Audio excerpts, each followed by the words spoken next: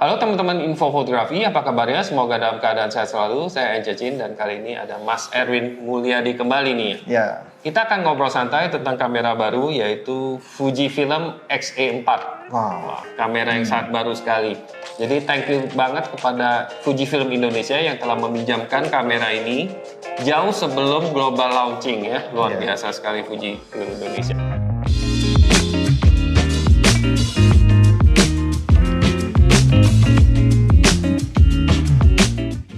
Jadi kalau kita lihat namanya X-E itu biasanya kamera Fuji yang desainnya rangefinder. Artinya compact dan rata nih ya kepalanya seperti itu ya. Tidak ada punuk seperti SLR. Nah, posisi dari harganya sendiri itu di antara Fuji X-T200 dan Fuji X-S10.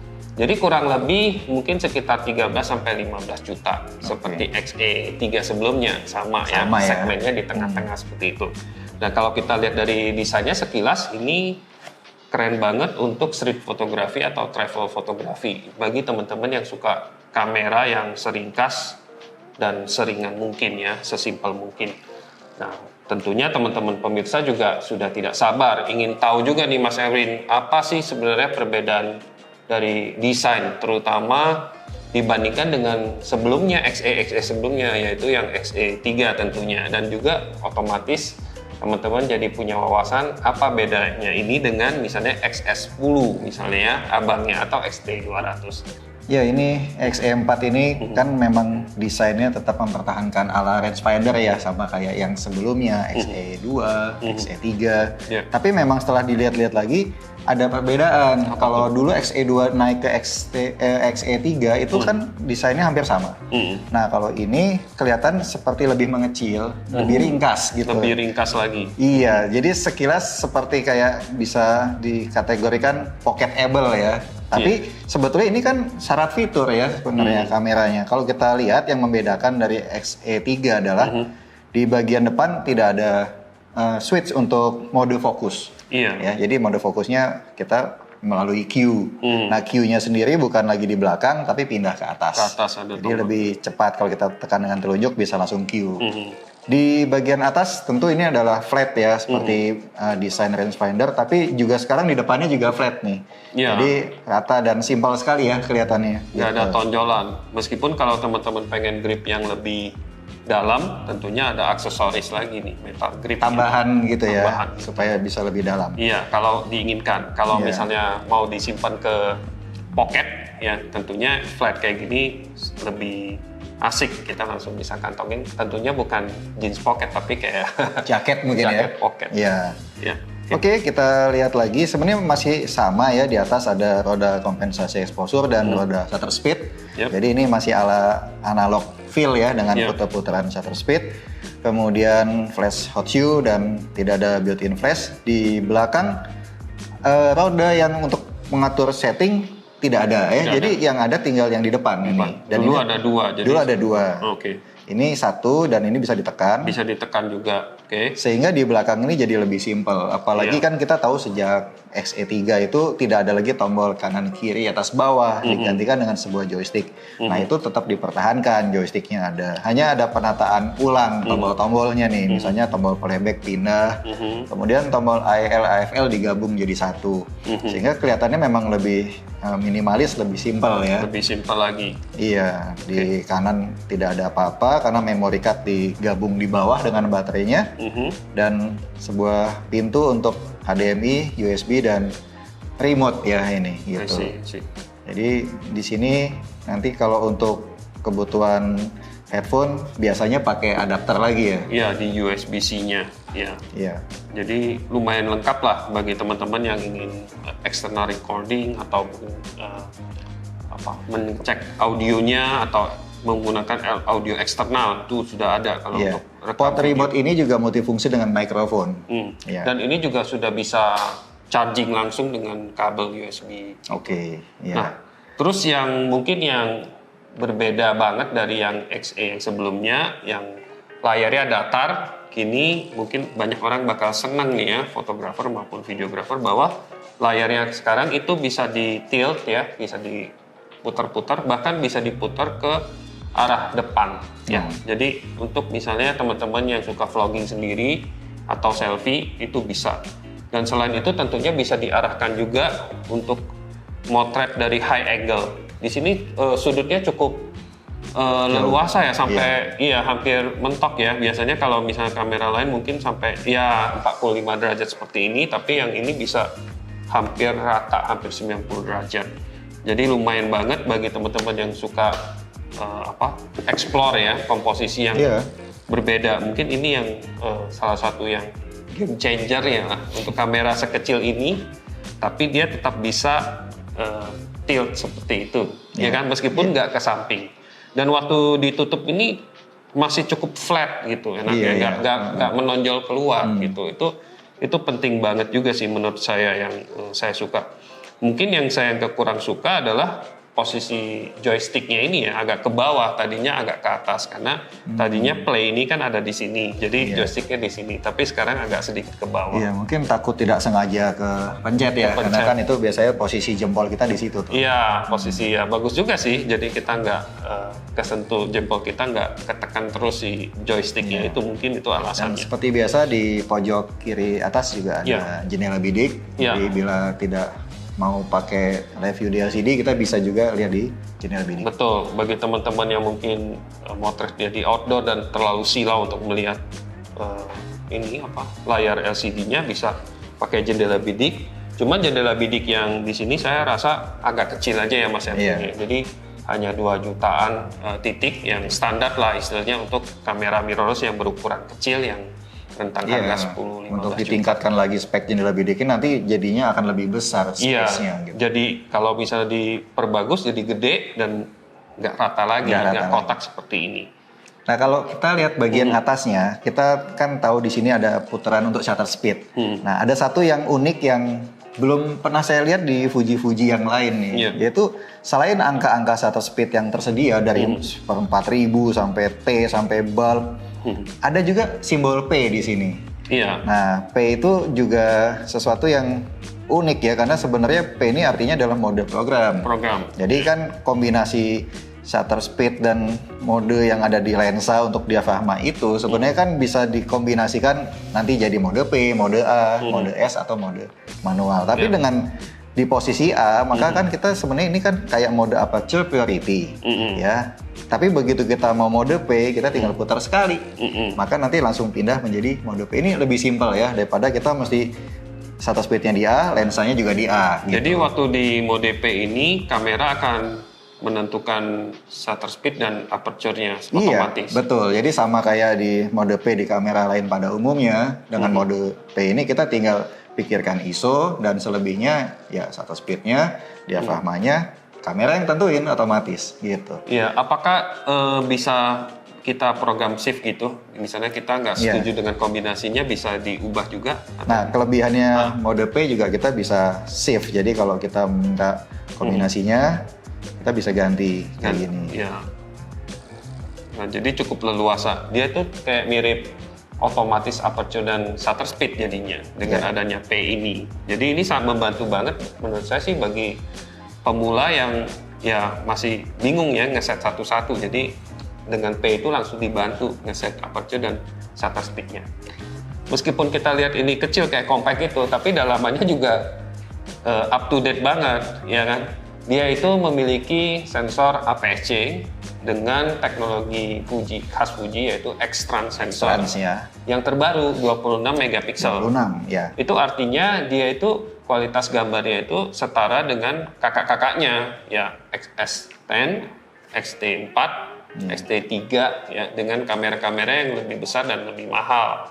Dan dia lebih bagus dari yang XT200 yang menggunakan Bayer 24 megapiksel. Jadi generasi sensor 26 ini memang yang paling canggih saat ini. Jadi teman-teman nggak usah khawatir bahwa kamera kecil ini bisa nggak dapatin kualitas yang profesional misalnya, ya kan? Nah, selain itu juga performance-nya juga cukup bagus. Bisa shoot 8 frame per second secara mechanical.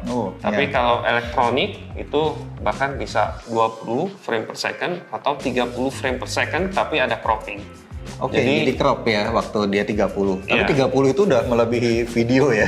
Iya, jadi artinya never miss a moment itu Iya, kan iya. kamera ini. Jadi performanya kita nilai juga sudah oke. Dan Kencang sekali. iya, dan dengan autofocus yang juga up to date juga 425 Titik ya. f point. Hmm. Artinya kita bisa fokus dan tracking dan juga face and eye detection yang sangat akurat ya, karena titik-titiknya banyak banget, dia bisa lacak sampai ke ujung-ujung layar juga seperti itu. Mirip Ya. dengan XS10 juga gitu. Jadi lumayan banget lah dalamannya. Tapi dengan ukuran sekecil ini, secara hardware mungkin tidak memungkinkan untuk memasang namanya image stabilization di body. Ini yang Iya. agak disayangkan, tapi ya untuk mendapatkan form factor seperti ini. Jadi teman-teman yang memang mungkin perlu image stabilization di body, mungkin pilihannya XS10 ya, abangnya dia. Iya sih, dan- Ukuran agak gede. Lagi pula sebagian lensa Fuji juga kan ada OIS-nya juga. Betul, banyak lensa zoom yang ada OIS-nya juga, jadi teman-teman juga nggak perlu terlalu khawatir saya Iya. pikir ya. Kalau misalnya rekam video yang run and gun, mungkin kamera seperti ini bagus untuk kita kombinasikan dengan gimbal. Tapi Iya. karena ukurannya cukup kecil, maka teman-teman bisa memilih gimbal yang juga tidak perlu terlalu gede juga. Jadi itu satu benefit juga sih menurut saya. Nah, gimbal juga ada beberapa ukuran kan. Yang gede ya cukup berat dan mahal. Jadi Ya. bisa yang ini mungkin bisa yang agak kecil juga dengan kualitas yang sama ya dibanding dengan kakaknya. Jadi menariknya di situ. Dan Fuji kan juga terkenal sama film simulation-nya juga ya. Iya betul. Dan yang di XE4 ini tidak dikurangin dari abang-abangnya. Jadi semua film simulation yang sudah dikeluarin XS10 maupun XT4 itu semuanya ada. Jadi totalnya ada 18 film simulation, termasuk yang baru misalnya Classic Negatif, Negatif. ada Eterna, Bridge Eterna, Bypass itu juga ada. Atros itu ada semua. Iya lengkap.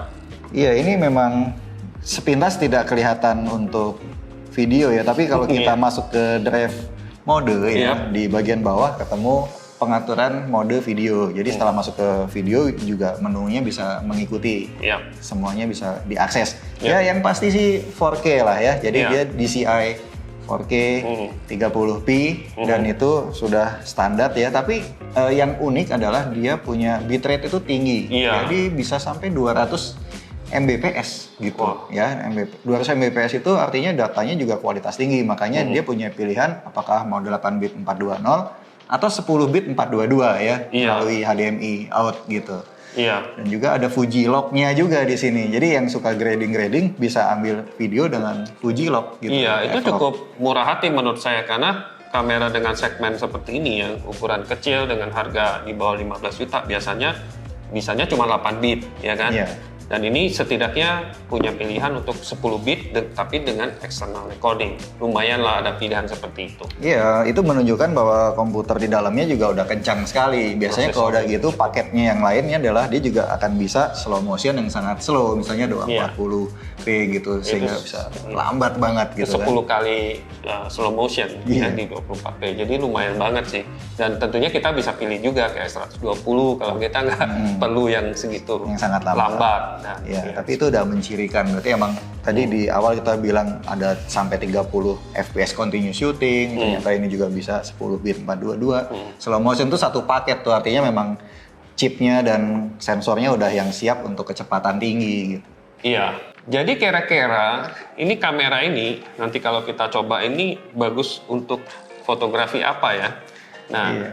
kalau saya bilang ya ini cocoknya memang untuk street fotografi, travel, bagi teman-teman yang mungkin nggak pengen lah kamera-kamera yang gede, bulky ya kan, itu semakin kesini ya, saya lihat teman-teman yang hobi semakin pengen yang kecil, bahkan yang profesional juga, terutama di dokumentari yang mungkin megang kamera itu bisa seharian, mungkin Iya, pengen iya. juga nih kamera, mungkin bukan kamera utama tapi kamera yang pendamping yang ukuran kecil, ya menurut saya sangat cocok untuk itu, dan juga untuk mengambil b-roll atau video-video footage saya pikir, ya kan, terutama di kondisi yang angle-angle sulit karena dia udah lengkap pakai tilt atau LCD-nya dan bitrate-nya kualitasnya juga cukup ya.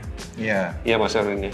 Iya, core-nya XE series itu kan memang untuk street fotografi, dan satu hal lagi semenjak LCD-nya bisa di tilt ke atas ke bawah itu semakin menyenangkan saya pikir ya. Betul.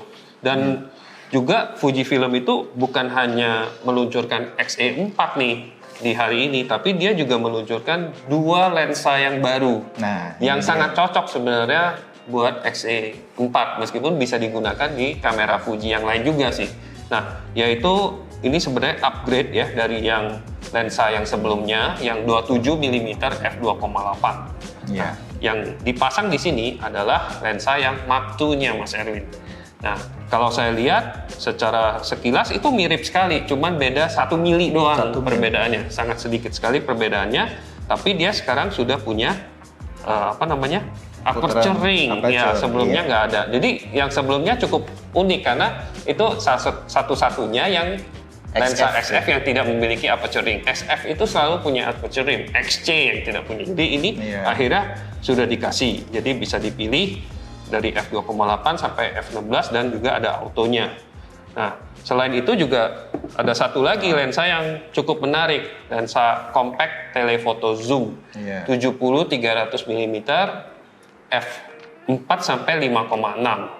Nah, OIS. Ini ada OIS dan ini lensanya juga WR ya, jadi weather resistant, termasuk yang lensa yang 27 Mark II ini Mas Erwin. Sebenarnya lensa 70-300 mm itu adalah suatu lensa yang cukup populer, tapi untuk Fuji sendiri memang belum punya uniknya, baru sekarang ini yang baru. Jadi mungkin teman-teman yang suka foto yang dari kejauhan, misalnya foto burung, foto apa, itu mungkin akan sangat senang sekali karena sebelumnya Fuji hanya memiliki yang 55 ya. 250 kalau nggak salah, dan itu gede biasanya, itu orang nggak begitu suka karena jauh lebih besar dari ini. Dan Fuji juga punya yang 40-150 tapi f2,8 dia punya, itu juga besar juga. Jadi ini merupakan angin segar travel ya yang ringkas tapi butuh telefoto ya. Iya, jadi kalau dipasang di XE ini ataupun dipasang di mungkin teman-teman punya XS10 ini juga sangat cocok sekali karena tidak terlalu memberatkan. Ya, saya pikir bagusnya gitu. Dan selain itu dia juga punya OIS yang rate-nya lumayan tinggi, 5,5 stop. Artinya saat kita zoom ke 200 atau 300, kita bisa dapetin foto yang masih tajam dengan shutter speed yang relatif lambat ya. Saya pernah coba sekilas tuh bisa sampai 1/8 detik. Iya, jadi lumayan ya. Ini tele banget soalnya. Karena dalam vokal tele itu jangankan 1/8 ya, 1/30 aja sulit loh. Biasanya goyang semua fotonya. Iya, betul sekali. Demikianlah info yang kita bisa sharing hari ini tentang Fuji X-E4 ini. Mudah-mudahan membantu. Dan sampai jumpa lagi di review kamera atau lensa berikutnya. Sampai jumpa. Bye-bye.